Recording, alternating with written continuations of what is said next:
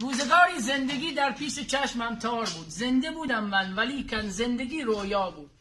هیچ کس حتی نگاهش بر من مسکین نبود. فکر و هوش و هستیم افکار یک معتاد بود.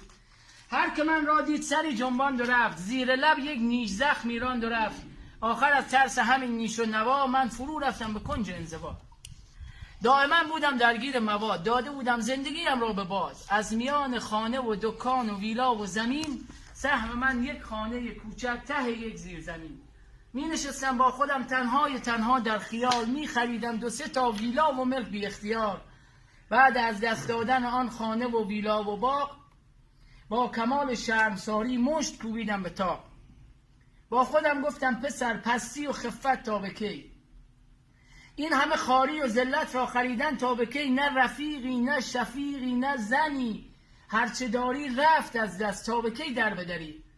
آن زمان الطاف حق آغاز شد، دست تسلیمم به سوی حضرت حق باز شد که خدایا عاجزم دستم بگیر، ناتوان درمانده و بیچاره‌ام دستم بگیر. آن زمان نور امیدی بر من معتاد زد، با پیام انجمن در گوش من فریاد زد. در میان جمع بهبودی و همدردان خود، دست خود بالا نمودم، حیرتم از کار خود.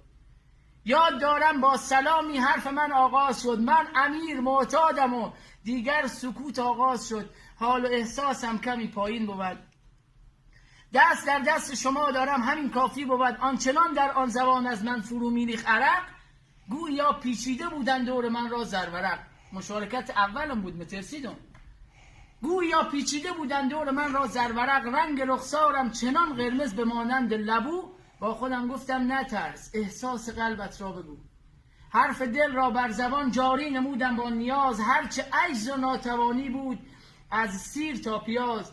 بعد یک ربع این نگاه هم کرده که از پشت میز گفت پرحرفی نکن، وقتت تمام است عزیز. ماشاءالله، بزن آقا دست قشنگه رو.